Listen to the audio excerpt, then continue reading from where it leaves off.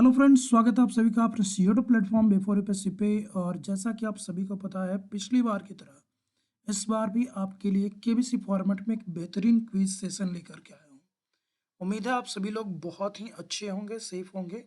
और एक अहम जानकारी दोस्तों कि फिर से कोरोना जो है काफ़ी तेज़ी से बढ़ रहा है, तो अपने आप को भी सुरक्षित रखें। और ख़ास तौर पे जो लोग यात्रा करते हैं, यात्रा के समय फिर से मास्क वगैरह का प्रयोग करना शुरू कर दें।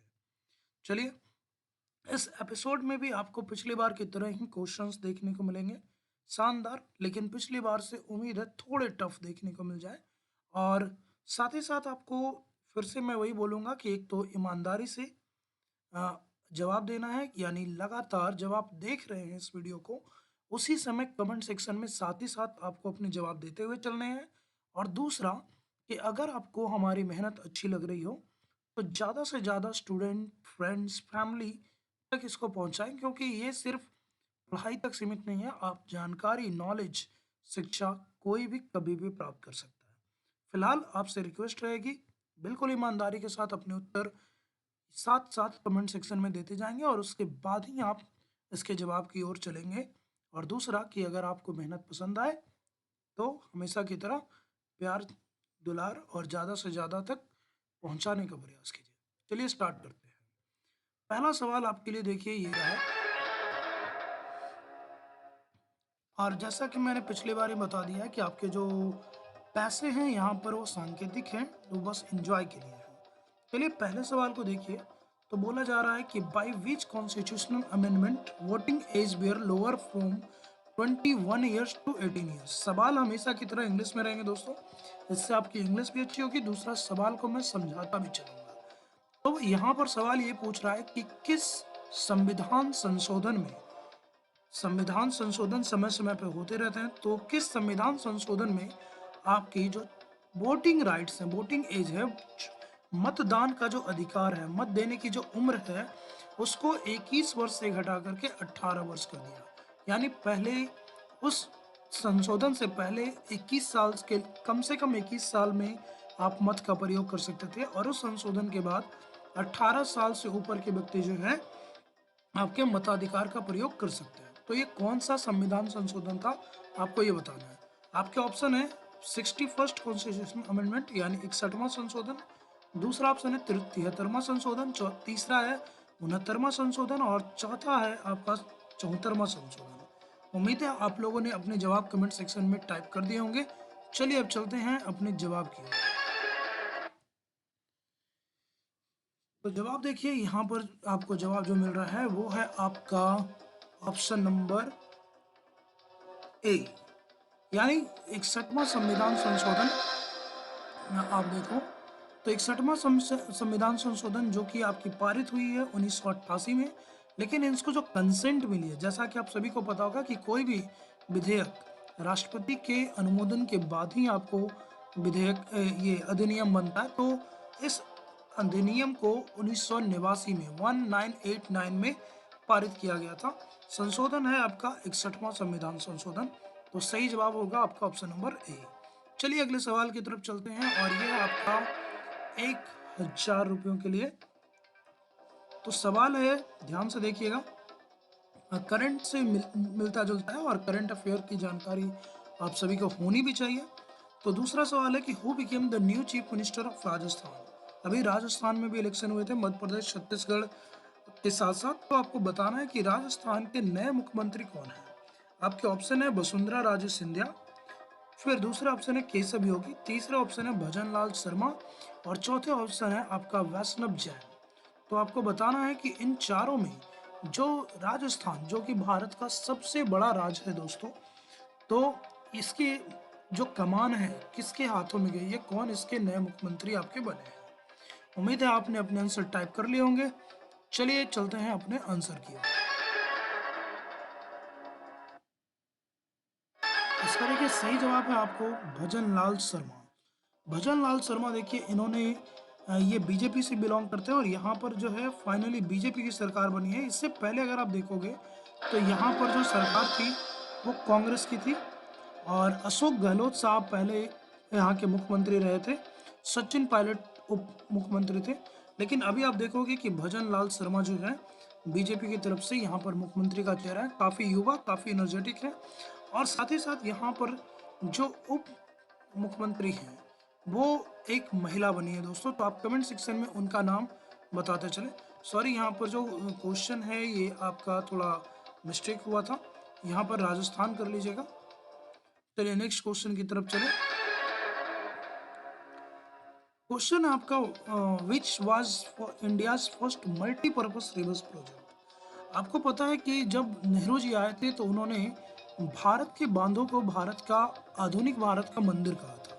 ये सवाल भी पूछा जाता है कि नेहरू जी ने किसे आधुनिक भारत का मंदिर कहा है, तो डैम को। तो शुरुआत के जो डैम थे वो बस पानी को रोकने के लिए बनाए गए थे, लेकिन बाद के जो डैम है उससे बहुत सारे काम किए जाने लगे, मल्टीपर्पस। एक तो पानी को रोकना, दूसरा जहाँ पानी वाले एरिया में कमी है, सुखाड़ है, पानी की समस्या है, वहाँ पानी सप्लाई करना नहर के थ्रू, मछली पालन करना, बाढ़ वाले क्षेत्रों को बाढ़ से बचाना, और शहरों को पीने की पानी की सप्लाई करना। इस तरह से एक बांध बना करके कई सारे काम को करने की, साथ ही साथ पन बिजली, जल विद्युत जिसको बोलते हो, ये भी काम किया गया। तो बताना है कि भारत का कौन सा पहला प्रोजेक्ट था जो मल्टीपर्पज था, यानी भारत की पहली बहुउद्देशीय नदी परियोजना कौन सी थी। आपका ऑप्शन है दामोदर रिवर प्रोजेक्ट, दामोदर नदी घाटी परियोजना, सतलज नदी घाटी परियोजना, फरक्का नदी घाटी परियोजना, या कावेरी नदी घाटी परियोजना। तो चार ऑप्शन है दोस्तों। उम्मीद है आप लोगों ने अपने आंसर कमेंट बॉक्स में टाइप कर लिए होंगे। चलिए आंसर की तरफ बढ़ते हैं, और आपका सही जवाब है यहाँ पर देखिए दामोदर नदी घाटी परियोजना। दामोदर नदी घाटी परियोजना दोस्तों जो आपकी मुख्य रूप से झारखंड और बंगाल, पश्चिम बंगाल से होकर बहती है, और दामोदर नदी घाटी भारत की पहली आपकी बहुउद्देशीय मल्टीपर्पस रिवर प्रोजेक्ट था। इसे बंगाल का शोक भी कहा जाता था, क्योंकि इस बांध के निर्माण से पहले, बहुउद्देशीय परियोजना से पहले, दामोदर नदी के द्वारा बंगाल में बहुत ही भयानक बाढ़ लाई जाती थी। अब कमेंट सेक्शन में आपको ये बताना है कि दामोदर नदी घाटी के किनारे, दामोदर नदी के किनारे कौन सा स्टील प्लांट है, इस्पात संयंत्र है। ये आपको कमेंट में बताना है कि कौन सा इस्पात संयंत्र है जो दामोदर नदी के किनारे बसा हो, लगाया गया है। चलिए अगले सवाल की तरफ बढ़ते हैं। 3500 सांकेतिक रुपयों के लिए आपका ये सवाल है कि which of these schools are dedicated for tribal student. बहुत ही बेहतरीन सवाल है दोस्तों। जैसे आप देखते हो कि आजकल भारत में खासतौर पे अल्पसंख्यकों के और सांस्कृतिक लोगों के लिए बहुत सारे अधिकार दिए गए हैं। तो इसी रूप में आप देखोगे कि अलग अलग पीढ़ियों के लिए, जातियों के लिए, या पिछड़े लोगों के लिए सरकार के अलग अलग प्रयास हैं। तो यहाँ पर सवाल ये पूछा गया कि इनमें से कौन सा स्कूल है जो मुख्य रूप से आदिवासी लोगों के लिए, आदिवासी स्टूडेंट के लिए समर्पित है। इसमें 100% तो आदिवासी नहीं होंगे दोस्तों, लेकिन हाँ मुख्य रूप से इसका उद्देश्य यही है कि आदिवासी बहुल क्षेत्रों में इस स्कूल को बनाया जाए। इसकी खासियत ये है कि आपकी ये रेसिडेंशियल होगा, आवासीय होगा, और बहुत ही बेहतरीन इसमें शिक्षा भी दी जाएगी। ये केंद्र सरकार की पहल है, ये भी आप याद रखिएगा। तो इसके ऑप्शन है आपके कस्तूरबा विद्यालय, दूसरा ऑप्शन है एकलव्य विद्यालय, तीसरा है नवोदय विद्यालय, और चौथा है केंद्रीय विद्यालय। तो उम्मीद है आपने अपने ऑप्शंस टाइप कर लिए होंगे। चलिए बढ़ते हैं अपने जवाब की तरफ। आपका जवाब है दोस्तों यहाँ पर एकलव्य विद्यालय। एकलव्य विद्यालय जो कि केंद्र सरकार की एक अनूठी पहल है, और इसके द्वारा सरकार का ये प्रयास है कि जो आदिवासी, जो मूल रूप से जंगलों में और जंगलों के किनारे रहे हैं, जो वनों को ही अपनी धरोहर मानते हैं और उसी के इर्द गिर्द अपनी पूरी जीवन को बिताते हैं, ऐसे क्षेत्र के बच्चों को भी मुख्य धारा में लाया जाए, उनको भी एक साक्षर भारत के मिशन में जोड़ा जाए। और इसी को फलीभूत करने के लिए, साकार करने के लिए सरकार ने मिनिस्ट्री ऑफ ट्राइबल अफेयर्स के साथ मिलकर के एकलव्य विद्यालय की स्थापना की है दोस्तों। ये 400 से ज़्यादा विद्यालय खोले गए हैं, खास तौर पे आदिवासी बहुल क्षेत्रों में, और ये पूरी तरह से आपके आवासीय विद्यालय होंगे, जिसमें मुख्यतः आदिवासी बच्चे पढ़ेंगे, साथ ही साथ उस क्षेत्र में रहने वाले अनुसूचित जाति के बच्चे भी इसमें जा सकते हैं। इसी ढंग से आप देखो तो एक कस्तूरबा विद्यालय जो मुख्य रूप से जो पिछड़े वर्ग के जो बालिकाएं हैं, लड़कियां हैं, उनके लिए ये आपका खोला गया है। नवोदय विद्यालय भी आप देखो तो एक आवासीय विद्यालय है केंद्र सरकार के अंतर्गत, और केंद्रीय विद्यालय भी आप देखोगे कि जितने भी केंद्रीय संस्थान है उसके इर्द गिर्द आपको ये विद्यालय देखने को मिल जाएगा। तो ये चारों के चारों विद्यालय आप देख लो कि बहुत ही बेहतरीन है अपने डेडिकेटेड एजुकेशन के मामले में। चलिए, उम्मीद है आपको ये सेशन पसंद आ रहा होगा। अगर पसंद आ रहा हो तो लाइक करते जाइए, साथ ही साथ ज़्यादा से ज़्यादा लोगों तक इसको पहुंचाते भी जाइए। चलिए, नेक्स्ट सवाल है 5000 के सांकेतिक रुपयों के लिए, और सवाल बहुत ही अच्छा है, मिट्टी से जुड़ा हुआ सवाल है। और सवाल ये है कि which of these following states have maximum laterite soil, यानी इनमें से किस राज्य में आपकी लेटराइट मिट्टी जो है वो सबसे ज़्यादा पाई जाती है। आपके ऑप्शन देखने पड़ेंगे कि इन चारों राज्यों में कौन सा वह राज्य है जिसमें लेटराइट मिट्टी आपकी सबसे ज़्यादा पाई जाती है। लेटराइट मिट्टी के बारे में अगर आप जानते हो तो ये लाल मिट्टी से बनती है। जब लाल मिट्टी में बहुत लंबे समय तक जल जमाव होता है तो उसके कारण लाल मिट्टी के खनिज धरती के अंदर लीच कर जाते हैं, चले जाते हैं, और उसके कारण वहाँ पर लाल मिट्टी से भी कम एक उपजाऊ मिट्टी बनती है जिसको हम लोग बोलते हैं लेटराइट मिट्टी। तो बताना है कि चारों राज्यों में कौन सा वह राज्य है जहाँ पर आपको लेटराइट मिट्टी देखने को मिलेगा। आपके ऑप्शन है बिहार, मध्य प्रदेश, ऑप्शन नंबर सी पंजाब, और ऑप्शन नंबर डी मेघालय। उम्मीद है आप लोगों ने अपने जवाब यहाँ पर टाइप कर लिए होंगे। चलिए, टाइम समाप्त। चलिए जवाब की ओर चलते हैं, और इसका सही जवाब होगा दोस्तों आपका मेघालय। मेघालय इसका सही जवाब होगा, क्योंकि देखिए मेघालय के बारे में आपको पता हो तो दुनिया का सबसे ज़्यादा वर्षा इसी राज्य में होता है। यहाँ पर 3 पहाड़ियाँ हैं, गारो, खासी और जयंतिया की, जिसके कारण जो मानसूनी पवन हैं यहाँ फंस करके दुनिया में सबसे ज़्यादा वर्षा कराती हैं। जिसमें पहले एक स्थान था जिसका नाम था चेरापूंजी। अभी मेघालय में एक और स्थान है जिसका नाम है मासिन राम, जो कि दुनिया का सबसे ज़्यादा वर्षा वाला स्थान है। आपके बिहार में देखोगे तो ज़्यादातर आपको जलोढ़ मिट्टी देखने को मिलेगी।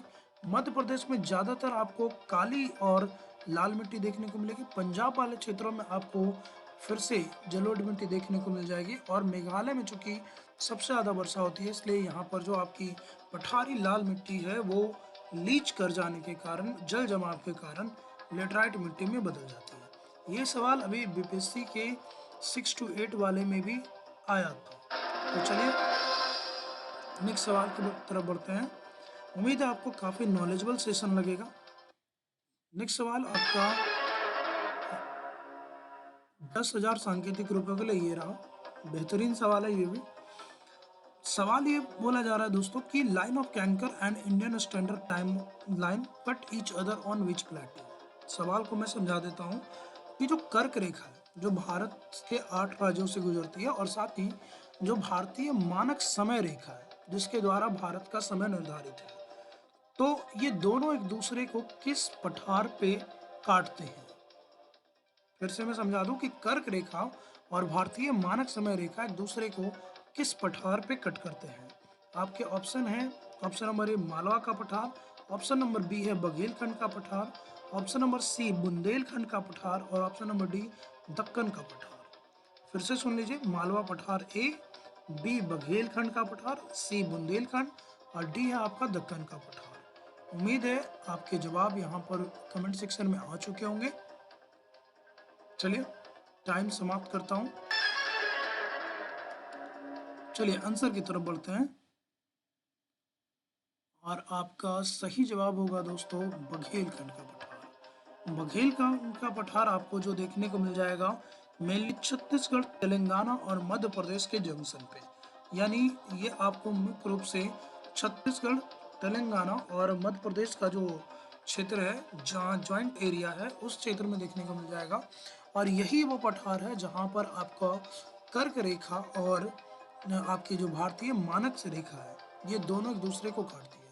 कर्क रेखा जो कि आपका जो है पश्चिम से पूरब की तरफ गुजरती है, और मानक समय रेखा इलाहाबाद के मिर्जापुर के नैनी से उत्तर से दक्षिण की ओर बढ़ती है, और इस तरह से ये बघेलखंड के पठार पे मिल जाती है, कट करती है। चलिए नेक्स्ट क्वेश्चन की तरफ बढ़ते हैं। साथ ही साथ आपको बताता चलूं कि दक्कन का पठार भारत का सबसे बड़ा पठार है, ये भी आप याद रखिएगा। अगर कभी सवाल है कि भारत का सबसे बड़ा पठार कौन सा है, तो याद रखिएगा दक्कन का पठार है वो। नेक्स्ट सवाल की तरफ बढ़ते हैं और ये है आपका 15,000 सांकेतिक रुपयों के लिए। ये भी देखिए काफ़ी अच्छा सवाल है और सवाल ये है दोस्तों कि which of following is most destructive earthquake. जब कहीं पे भूकंप आता है तो वहाँ पर तीन तरह की तरंगे उत्पन्न होती है, तीन तरह की वहाँ पर तरंग निकलती है उस भूकंप वाले केंद्र से, जिसको केंद्र बोलते हैं और अधिकेंद्र बोलते हैं। तो यहाँ पर तीनों वेव कौन है? पी वेव है, प्राइमरी वेव जिसको बोलते हैं। दूसरा आपका एस वेव जिसको सेकेंडरी वेव या द्वितीयक वेव भी बोलते हैं, ये प्राथमिक तरंग हो गया, ये द्वितीयक तरंग हो गया। और तीसरा है आपका लॉन्गिट्यूडनल वेव जिसको सतही तरंग भी बोला जाता है। तो फिर से सुनिए, प्राथमिक तरंग पी वेव, द्वितीयक तरंग एस वेव और सतही तरंग एल वेव। और डी ऑप्शन है आपका इनमें से कोई नहीं। यानी जब भूकंप आएगी तो इन तीनों तरंगों में से वह कौन सी तरंग है जो सबसे ज़्यादा विनाश करती है, जिसके कारण सबसे ज़्यादा तबाही होती है। उम्मीद है आपने अपने जवाब कमेंट सेक्शन में टाइप कर लिए होंगे। चलिए समय को समाप्त करता हूँ और अब जवाब की तरफ चलते हैं। और आपका सही जवाब है दोस्तों एल वेव। लॉन्गिट्यूडनल वेव जिसको सतही तरंग भी कहा जाता है, ये आपका सतह पे चलने वाले तरंग है, जिसके कारण आप देखोगे कि ये बहुत ज़्यादा नुकसान करती है। पी वेव जो है ये सबसे पहले निकलती है और ये तीनों माध्यम से गुजरेगी, जबकि आपका जो एस वेव है ये आपके द्रव वाले माध्यम से होके नहीं गुजरती, याद रखिएगा। सेकेंडरी वेव द्रव से होके या प्लाज्मा से होके नहीं गुजरती है। एल वेव आपके सतह पे चलती है और इसके कारण ये पृथ्वी के ऊपरी हिस्सों में होने के कारण जो सतह पे जो घर हैं, हॉस्पिटल हैं, बिल्डिंग्स हैं, उनको काफ़ी ज़्यादा नुकसान पहुंचाती है। इसलिए आपका जवाब होगा एल वेव, सतही तरंग, लॉन्गिट्यूडनल वेव। चलिए अगले सवाल की तरफ बढ़ते हैं। उम्मीद है सेशन इंफॉर्मेटिव लग रहा हो, तो ज़्यादा से ज़्यादा शेयर करते चलें। नेक्स्ट क्वेश्चन आपका 25,000 सांकेतिक रुपयों के लिए ये रहा। सवाल है आपका हाउ मेनी पेयर्स ऑफ छूट गया है दोस्तों। How many pairs of salivary glands are connected to mouth. Mainly यहाँ पर पाचन तंत्र से सवाल है। साइंस का भी सवाल मैंने यहाँ पर दिया है कि जब कितनी जोड़ी पेयर्स पेयर्स ध्यान रखिएगा, कितनी जोड़ी लार ग्रंथियां हैं जो मुंह में होती है या फिर मुंह से जुड़ी होती है, जिसके जो लार हैं, जिसके जो एंजाइम है वो मुंह में आते हैं। कितने जोड़े ऐसे लार ग्रंथियां जिसके जो या तो मुंह से डायरेक्ट कनेक्टेड होता है या जिसके लार मुंह में आते हैं और अपना वर्क करते हैं।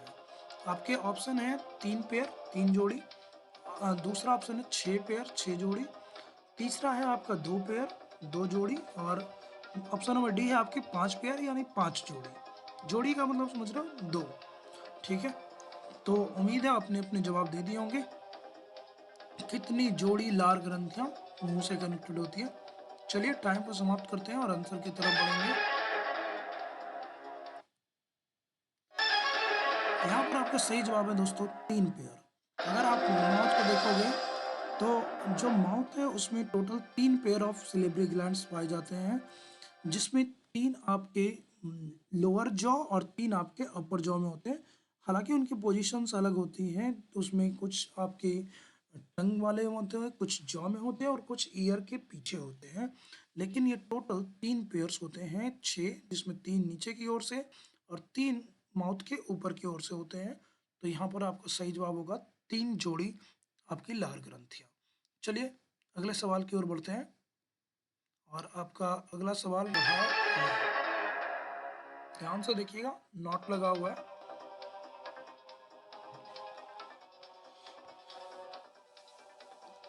ये सवाल भी काफी इंटरेस्टिंग है दोस्तों। सवाल ये है आपका who are not eligible for voting in presidential election. अगर आप संविधान को जानते हो, पढ़ते हो, निर्वाचन को जानते हो और अगर हमसे आपने ये चीज़ पढ़ी है तो आपको पता होना चाहिए, नहीं भी पढ़ी है तो पता होगी।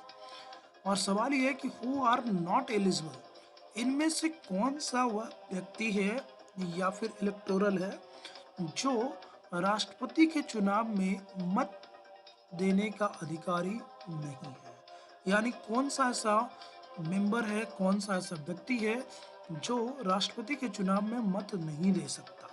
आपके ऑप्शंस हैं इलेक्टेड मेंबर ऑफ पार्लियामेंट, संसद के चुने हुए निर्वाचित सदस्य, ध्यान से सुनिएगा, संसद के निर्वाचित सदस्य। दूसरा ऑप्शन है आपका विधानसभा के निर्वाचित सदस्य, और तीसरा ऑप्शन है विधान परिषद के निर्वाचित सदस्य, और ऑप्शन नंबर डी है आपके ऑल ऑफ द एबव, कि सभी के सभी इसमें से दे सकते हैं या सभी के सभी नहीं दे सकते हैं। फिर से सुन लीजिए, राष्ट्रपति के चुनाव में इनमें से किसे मत देने का अधिकार नहीं होता। ऑप्शन नंबर ए आपके संसद के निर्वाचित सदस्य, दूसरा है आपका विधानसभा जो राज्यों और केंद्र शासित प्रदेश में होती है उसके जो निर्वाचित सदस्य हैं, और तीसरा है विधान परिषद के निर्वाचित सदस्य, और चौथा है आपका ऑल ऑफ द एबव, कि इनमें से किसी को नहीं होता। चलिए, उम्मीद है आपने अपने जवाब दे दिए होंगे।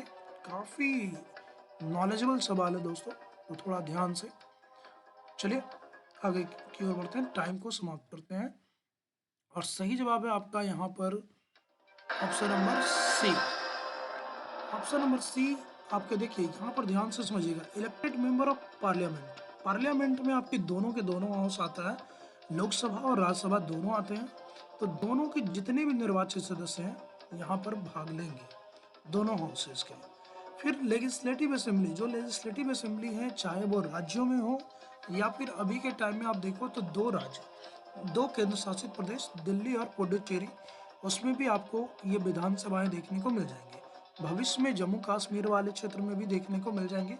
तो वर्तमान में जहाँ जहाँ भी आपकी विधानसभा है, चाहे वो राज्य हो चाहे वो केंद्र शासित प्रदेश हो, वहाँ के जो निर्वाचित सदस्य हैं वो भी राष्ट्रपति के चुनाव में भाग लेते हैं। लेकिन जो विधान परिषद है, विधान परिषद पहली बात तो सभी राज्यों में नहीं है। कमेंट सेक्शन में आपको बताना है कि वर्तमान समय में कितने राज्यों में विधान परिषद है, ये भी आप साथ साथ बताते चले कि वर्तमान में कितने राज्यों में विधान परिषद है। और साथ ही साथ यहाँ पर यह भी जान लें कि विधान परिषद को राष्ट्रपति के चुनाव में भाग लेने का अधिकार नहीं होता। चलिए नेक्स्ट आगे की ओर बढ़ते हैं, और आपका सवाल नेक्स्ट सवाल रहा, नेक्स्ट सवाल 80,000 सांकेतिक रुपयों के लिए। सिंपल सवाल है, ज्योग्राफी से है तो आपको पता होगा।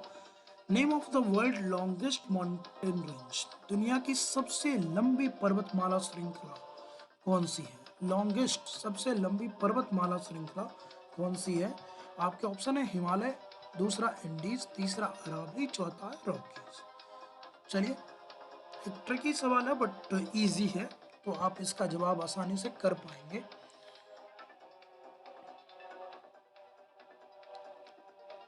चलिए समय को समाप्त करते हैं। उम्मीद है आपने अपने जवाब कमेंट सेक्शन में दर्ज कर दिए होंगे। और यहाँ पर आपका सही जवाब होगा दोस्तों एंडीज पर्वतमाला। एंडीज जो कि आपको दक्षिण अमेरिका, लैटिन अमेरिका में देखने को मिल जाएगा। ये आपको वहाँ पर वेनेजुएला से लेकर के चिली जो देश है वहाँ पर आपको देखने को मिल जाएगा। पूरी लंबी श्रृंखला दोस्तों, और दुनिया की सबसे लंबी पर्वतमाला है ये। हिमालय दुनिया की सबसे ऊंची पर्वतमाला है। अरावली की बात करें तो संभवतः भारत की सबसे पुरानी पर्वत श्रृंखला है। और रॉकी माउंटेन, जैसा कि मैंने पिछले एपिसोड में भी बताया था कि ये आपकी उत्तरी अमेरिका में कनाडा, यूएसए और मैक्सिको में देखने को मिल जाएगा। तो दुनिया की सबसे लंबी पर्वतमाला आपको एंडीज। चलते हैं इस जवाब के साथ अगले सवाल की तरफ, और अगला सवाल रहा आपका ये 1,00,000 सांकेतिक रुपयों के लिए अगला सवाल। और सवाल फिर से साइंस से जुड़ा हुआ कि विटामिन ई को किस नाम से जाना जाता है? पिछली बार की तरह ही आपके ऑप्शन है रेटिनॉल, टोकोफेरॉल, थायमीन और एस्कॉर्बिक एसिड। अगर आपने पिछली बार वीडियोस को ध्यान से देखा होगा तो आप आसानी से इसको कर पाएंगे, क्योंकि ऑप्शन भी मैंने सेम ही रखे हैं।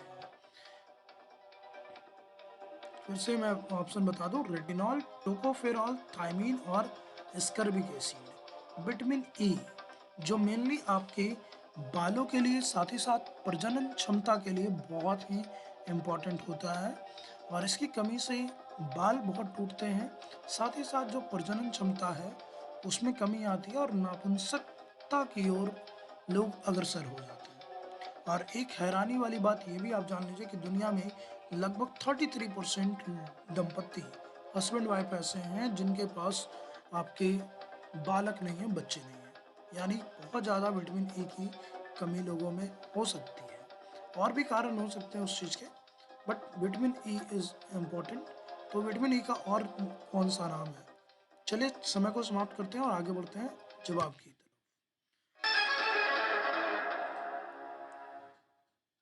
यहाँ भी देखिए गलती से ए ही रह गया है, इसको आप लोग ई समझें और इसका सही जवाब होगा आपका टोकोफेरॉल। एक्चुअली यहाँ पर ये विटामिन ए नहीं विटामिन ई होगा, तो इसको हम लोग थोड़ा ई पढ़ लें। विटामिन ई जो है उसको बोलते हैं टोकोफेरॉल और ये मेनली आपको मिलेगा आपके अंडे के पीले भाग में, खास तौर पे मछलियों में देखने को मिल जाएगा, कॉड लिवर वाले में। और साथ ही साथ विटामिन ए को बोलते हैं रेटिनॉल, जो कि आपको आंखों के लिए इम्पोर्टेंट होता है। पिछले वीडियोस में भी मैंने बताया कि गाजर पालक ऐसी चीज़ों में आपको मिल जाएगा। थायमीन विटामिन बी है, ये शरीर के आंतरिक भागों को मजबूत करने का काम करेगा। एस्कॉर्बिक एसिड विटामिन सी को बोलते हैं, जो खट्टे चीज़ों में मिलेगा। ये मेनली स्किन, मसूड़े और शरीर की रोग प्रतिरोधक क्षमता को बनाए रखने में काम आता है। तो चलिए चलते हैं अगले सवाल की ओर। अगला सवाल 3 लाख सांकेतिक रुपयों के लिए और इतिहास से एक और सवाल। युद्ध भारत के इतिहास में एक बहुत बड़ा हिस्सा रहा है। तो पिछली बार मैंने आपसे पूछा था शायद तराइन का युद्ध, सॉरी पानीपत पूछा था। इस बार आप बताएं कि जो वांडीवास का युद्ध है ये किसके बीच लड़ा गया है? इजी सवाल है आधुनिक भारत का। तो आपको बताना है कि वांडीवास का युद्ध किसके किसके बीच लड़ा गया? ब्रिटिश और पुर्तगीज यानी अंग्रेज और पुर्तगालियों के बीच। दूसरा ऑप्शन है शिवाजी एंड औरंगजेब, शिवाजी और औरंगजेब के बीच। तीसरा ऑप्शन है ब्रिटिश और मराठा, अंग्रेज और मराठाओं के बीच। और ऑप्शन नंबर डी है फ्रेंच, ब्रिटिश एंड फ्रेंच यानी अंग्रेज और फ्रांसीसियों के बीच। वांडीवास का युद्ध 1760 ईस्वी में हुआ था दोस्तों, और ये सप्तवर्षीय युद्ध का ही एक हिस्सा आप मान सकते हैं। तो अगर आपको इतिहास के इस सप्तवर्षीय युद्ध के बारे में जानकारी है कि सप्तवर्षीय युद्ध क्या था और किसके बीच हुआ था, तो आप इस सवाल को आसानी से कर पाएंगे। सप्तवर्षीय युद्ध मेनली अमेरिका में जो उपनिवेश थे उसके वर्चस्व के लिए हुआ था, और उसी में आप देखोगे कि उसी का एक छोटा सा भाग भारत में भी लड़ा गया था, जिसमें आप देख सकते हो कि एक की हार हो जाती है और वो भारत छोड़ देता है। तो अब तक आपको अंदाज़ा लग गया होगा और आपने अपने जवाब कमेंट सेक्शन में डाल दिए होंगे। चलिए समय को समाप्त करते हैं और आंसर की तरफ बढ़ते हैं। और आपका समय समाप्त हुआ। आंसर है आपका ये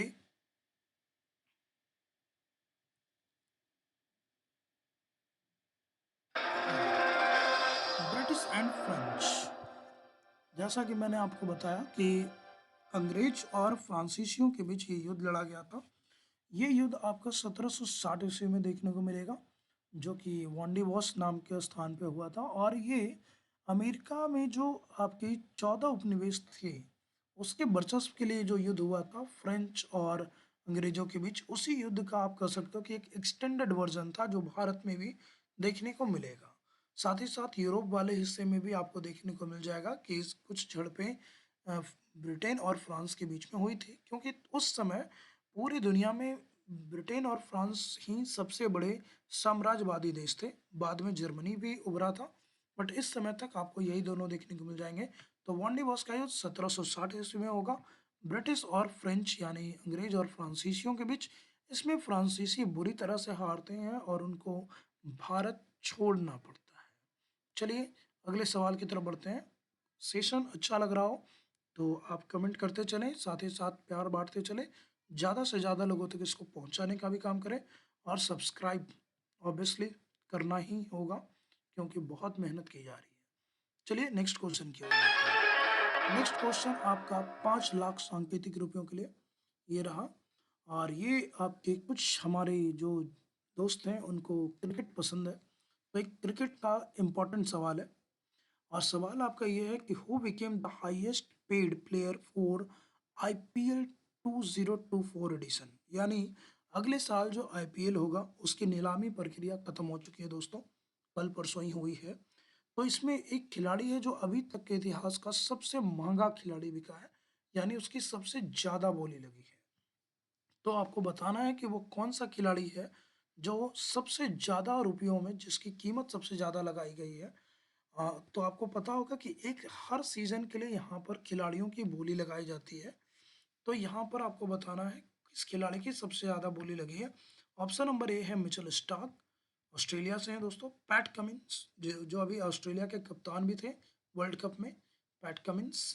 फिर आपके सैम करन, इंग्लैंड के काफ़ी अच्छे ऑलराउंडर हैं। और ट्रेविस हेड, ये वही इंसान है दोस्तों जिसने शतक मार के वर्ल्ड कप फाइनल में जितवाया था ऑस्ट्रेलिया को। तो 3 ऑस्ट्रेलिया खिलाड़ी, एक आपके इंग्लैंड के खिलाड़ी, इन चारों में से वो कौन सा खिलाड़ी है जो आईपीएल के ऑक्शन में नीलामी में सबसे ज़्यादा रुपयों में बिका है। हिंट के लिए मैं आपको बताता चलूं कि ये खिलाड़ी केकेआर की तरफ से खेलेगा, यानी कोलकाता नाइट राइडर्स, जो कि शाहरुख खान और जूही चावला की टीम है। इसने सबसे ज़्यादा बोली लगाई है दोस्तों, लगभग 24 करोड़ से भी ज़्यादा, लगभग 24.5 करोड़ रुपए। तो उम्मीद है आपको अभी तक अपने जवाब दर्ज कर दिए होंगे, जो भी आपका अंदेशा है ये आपको पता होगा। चलिए आंसर की तरफ बढ़ते हैं।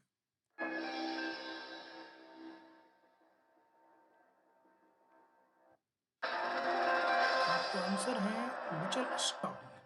मिचेल स्टार्क ऑस्ट्रेलिया के बहुत ही तेज गेंदबाज है दोस्तों, अच्छी खासी बैटिंग भी कर लेते हैं। और ये जो है कोलकाता नाइट राइडर की तरफ से खेलेंगे। और अभी तक के आईपीएल के इतिहास में 2008 से आईपीएल चल रहा है दोस्तों, तो आईपीएल के इतिहास में ये सबसे महंगे खिलाड़ी बनकर के उभरे हैं। इसके बाद पैट कमिंस की बात आती है, वो सेकंड सबसे महंगे खिलाड़ी होंगे। और फिर और भी बहुत सारे खिलाड़ी हैं। फिलहाल Mitchell Starc Kolkata Knight Rider की तरफ से 24.5 करोड़ रुपए में, और ये एक सीजन का दाम है दोस्तों। पैट कमिंस वो वही व्यक्ति हैं, इनके बारे में भी पूछा जा सकता है क्योंकि इन्होंने अभी वर्ल्ड कप टीम के कप्तान थे ये ऑस्ट्रेलिया की तरफ से। ट्रेविस हेड, मैंने बोला ये मैन ऑफ द मैच थे वो फाइनल में, तो याद रखिएगा। सेकंड लास्ट सवाल हमेशा की तरफ 7.5 लाख सांकेतिक रुपयों के लिए, और फिर से इतिहास का ही ये सवाल है। एक अच्छा सवाल है दोस्तों, काफ़ी इंटरेस्टिंग। हाँ, आपको ये बताना है which of the ancient emperors who mint and trend pure gold coins, यानी इतिहास के वो कौन से, प्राचीन इतिहास के वो कौन से शासक थे जिन्होंने शुद्ध, सबसे ज़्यादा शुद्ध सोने के सिक्के ढाले थे और उसको चलाए थे। यानी आप देखोगे तो सोने के सिक्के अलग अलग राजाओं ने चलाए हैं। सबसे पहला कोई और है जिसने सोने के सिक्के को चलाया है, सबसे शुद्ध जिसने चलाया है वो कोई और है, और सबसे ज़्यादा जिसने सोने के सिक्के चलाए हैं वो भी कोई और है। यानी तीनों अलग अलग हैं। सबसे पहले चलाने वाले अलग राजा थे, सबसे शुद्ध चलाने वाले अलग राजा थे, और सबसे ज़्यादा चलाने वाले अलग राजा थे। तो यहाँ पर आपसे पूछा गया है कि who mint and trend pure gold coin, सबसे शुद्ध सोने के सिक्के किस राजा ने चलाए थे या किस राजवंश ने चलाया था। तो ऑप्शन नंबर ए है आपके ग्रीक्स, ऑप्शन नंबर ग्रीक जिसको हिंदी में बोलते हैं यूनानी। फिर ऑप्शन नंबर बी है आपके गुप्तास, यानी गुप्त वंश के जो शासक थे, जिसमें खास तौर पे चंद्रगुप्त वन का नाम आता है। और तीसरा ऑप्शन है आपका कुषाण वंश, जिसके शासक कनिष्क का नाम आएगा। और चौथा है ऑप्शन आपका सातवाहन वंश, आंध्र सातवाहन, जो आंध्र प्रदेश वाले क्षेत्र पे रूल करते हैं। तो इन चारों राजवंशों में से वो कौन सा राजवंश है जिसने सबसे शुद्ध सोने के सिक्के चलाए हैं। बहुत ही एक इम्पोर्टेंट सवाल है इतिहास का।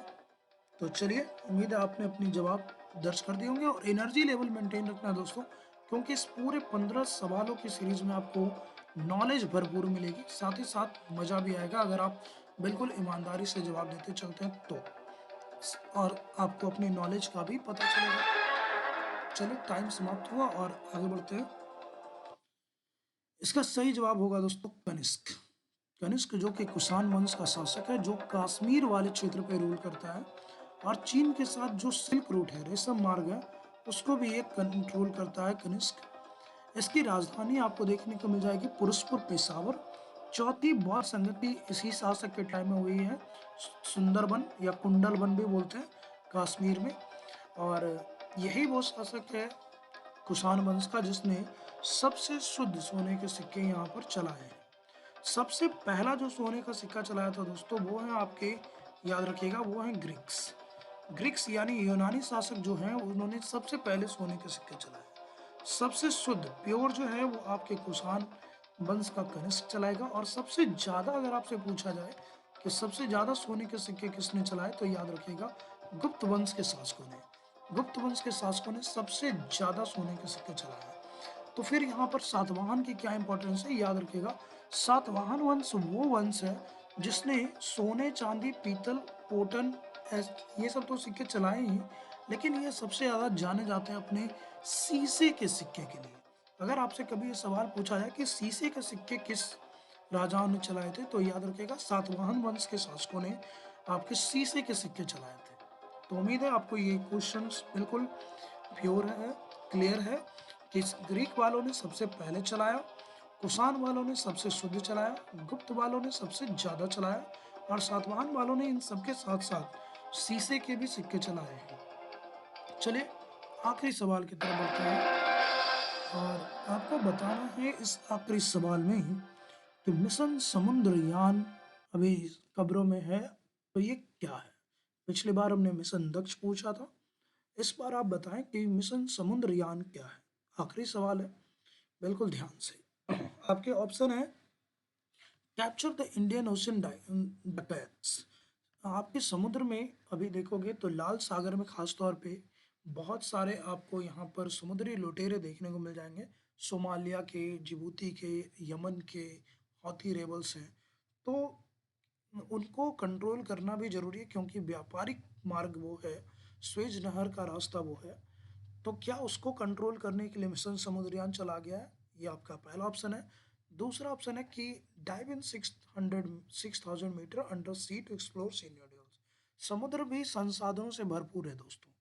तो क्या समुद्रयान इसलिए बनाया गया ताकि हम समुद्र के 6,000 मीटर की गहराई में जाए और समुद्र के अंदर के हिस्से को एक्सप्लोर करें, खोजें और वहां से अपने जो महत्वपूर्ण संसाधन है उसका पता लगाएं। क्या इससे जुड़ा हुआ है? क्या आपकी इससे जुड़ा हुआ है जो आपका यहाँ लिख रहा है कि build a powerful warship to counter China. चीन की शक्ति आप देखोगे दिन प्रतिदिन बहुत ही बढ़ती जा रही है और भारत के आसपास चीन ने काफी एक घेराबंदी की नीति चलाई है जिसको बोलते हैं रिंग एंड फेंस वाली नीति, कि वो भारत के चारों तरफ जितने भी देश हैं उनके साथ अपनी साझेदारी बहुत बढ़ा रहा है ताकि वो भारत को घेर सके। तो इसी संदर्भ में आप देखोगे मालदीव में भी अभी उसने काफ़ी बड़ा इन्वेस्टमेंट किया है। तो क्या हम लोगों ने मिशन समुद्रयान इसलिए बनाया ताकि एक बड़ा सा शक्तिशाली हम लोग लड़ाकू पानी का जहाज बना सकें जिससे हम चीन को हिंद महासागर में रोक पाए या उसकी शक्ति को कंट्रोल कर पाए। या फिर चौथा ऑप्शन आपका नन ऑफ द एबव, इनमें से कोई नहीं। काफ़ी इम्पोर्टेंट, काफ़ी गंभीर, काफ़ी ज़रूरी सवाल है मिशन समुद्रयान। उम्मीद है आपने अपने जवाब यहाँ पर टाइप कर दिए होंगे और चलिए आंसर की तरफ बढ़ते हैं। आखिरी सवाल है,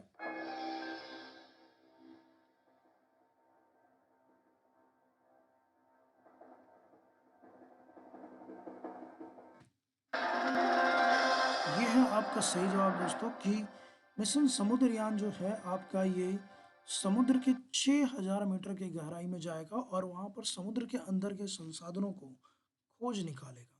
इसमें जो जहाज यूज हुआ जो समुद्र के अंदर डाइव लगाएगा उस जहाज का नाम भी याद रखिएगा, उसको बोलते हैं मत्स्य 600, मत्स्य 6,000।